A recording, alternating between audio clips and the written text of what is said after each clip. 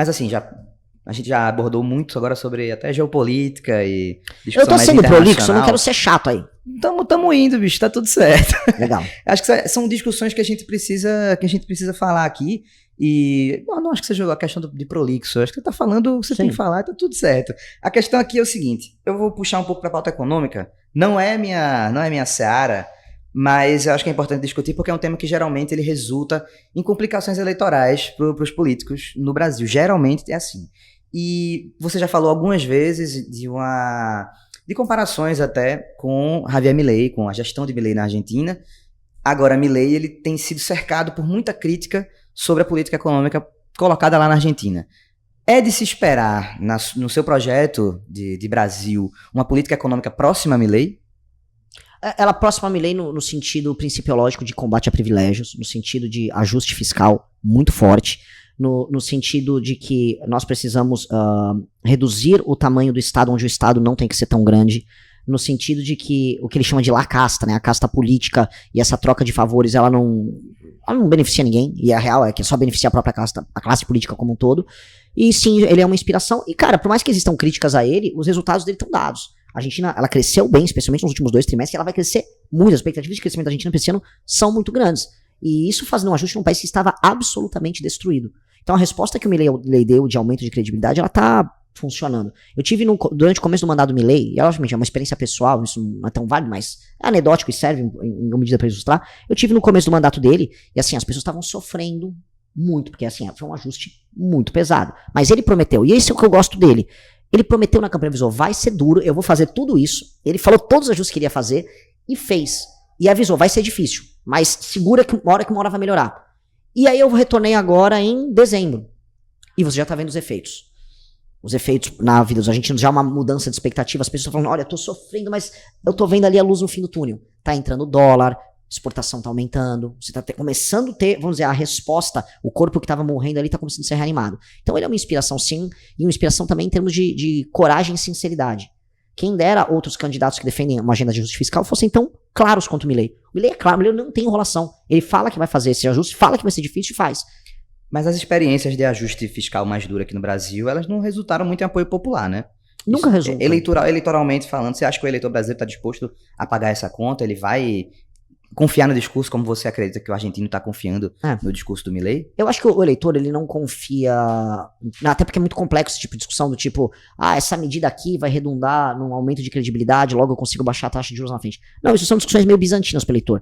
O que o Milei apresentou foi uma macronarrativa, que assim, estamos todos sofrendo, o corpo tá doente, e assim, para fazer um tratamento vai doer, a gente vai sofrer muito nisso, mas vai dar certo depois. Ele tá propondo algo que intuitivamente qualquer pessoa entende, que talvez para eu chegar num resultado melhor eu preciso de um sacrifício. E ele conduziu discussões sobre isso. Então, de um ponto de vista bem mais abrangente, eu acho que ele foi eficaz e eu acho que qualquer um consegue entender. É natural para qualquer pessoa entender, olha, tá difícil, e eu vou precisar fazer coisas que são difíceis. Eu não vou fazer igual todo mundo que tá prometendo que vai ser bonito e vai estar tudo certo. Vai ser difícil no começo, mas no final vai dar bom. A beleza da coisa brasileira é que a situação brasileira não é tão dramática contra a Argentina. Uhum. Então você consegue fazer estes sacrifícios de uma maneira, vamos dizer, não digo mais suave, mas menos intensa que a dele, de modo a você conseguir obter o crescimento de uma maneira mais rápida. Agora, Renan, voltando a essa questão do ajuste fiscal, de um ajuste mais duro, e a conta que o eleitor paga, eu não posso deixar de falar sobre desigualdade, porque isso reflete também, já é uma coisa que a gente vive no Brasil.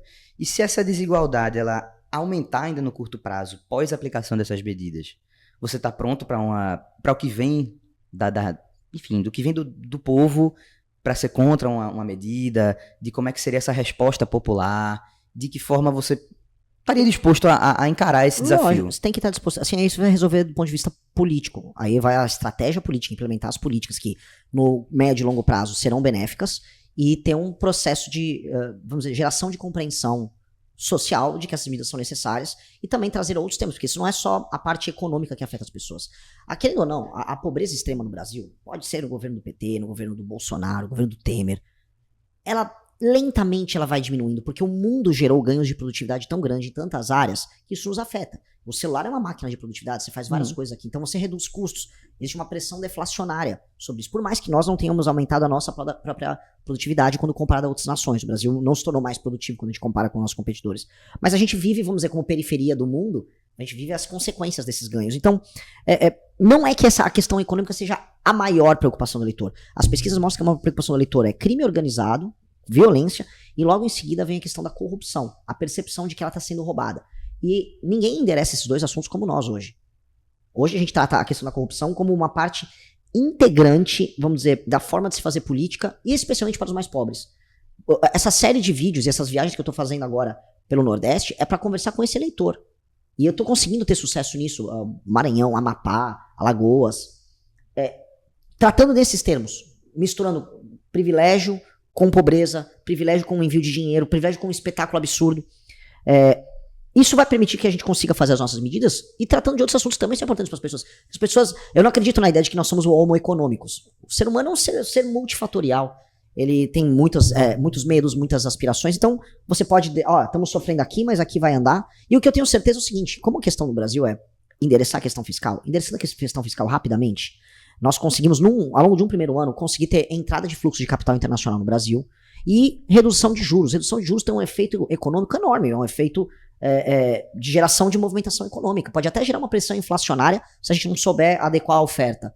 Então, fazer um bom ajuste vai ter um efeito econômico positivo de crescimento tão grande que as pessoas vão sentir, calma, tem um ajuste aqui, mas do outro lado eu tô conseguindo comprar um carro, que é o que eu tava falando. Inclusive ontem eu falei com uma mulher, falou, Renan, tem tanto imposto pra comprar um carro, pra comprar uma televisão, comprar um celular, comprar uma casa, isso é muito injusto. Eu falei, tem que fazer escolha, não adianta o governo ficar dando direito, que na outra ponta ele vai te cobrar um imposto. Não, poxa, aumentei minha aposentadoria porque ela tá sendo reajustada de acordo com os ganhos de produtividade do salário mínimo, só que ao mesmo tempo eu não consigo comprar nada. Então você tá numa ilusão, e o eleitor fica preso nessa ilusão em grande medida. A gente tem que tirar essa pessoa dessa ilusão. E agora falando de segurança pública, que você disse que é uma das principais bandeiras do partido, da sua pré-campanha, e você costuma tratar essa questão como algo simples de resolver, né? Você até falou, acho que ontem, o Donald Trump foi na Venezuela e resolveu rapidamente. E com o crime organizado no Brasil seria da mesma forma. Como é que resolve isso dessa maneira tão simples? Porque se fosse simples, em teoria já teria sido feito. Porque não faz. O eleitor pode se perguntar isso, né? Sim, assim, isso, se a gente olhar, foi bem legal ter essa pergunta agora no final, porque ela conversa com toda a entrevista. Esse talvez seja o exemplo mais óbvio do que eu falei do nada acontece, nothing ever happens. Do tipo, a pessoa está sendo assaltada recorrentemente. Todos os tipos de políticas públicas, de segurança pública diferentes, inclusivas, a ideia de um direito penal menor, a ideia do garantismo, tudo isso, especialmente pós-88, foi tentado.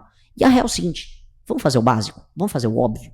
Se você vai pro leste asiático, você vai pra Vietnã, você vai pra Indonésia, você vai pra Singapura, que deu um choque de lei e ordem. Veja, era um país, e ainda são, Vietnã, país de terceiro mundo. Terceiro mundo.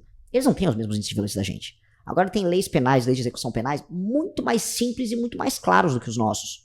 Mesmo vindo de países mais pobres e desiguais. A Singapura é um lugar favelizado, até os anos 70, favelizado, pobre e com violência. O que eles fizeram para alterar?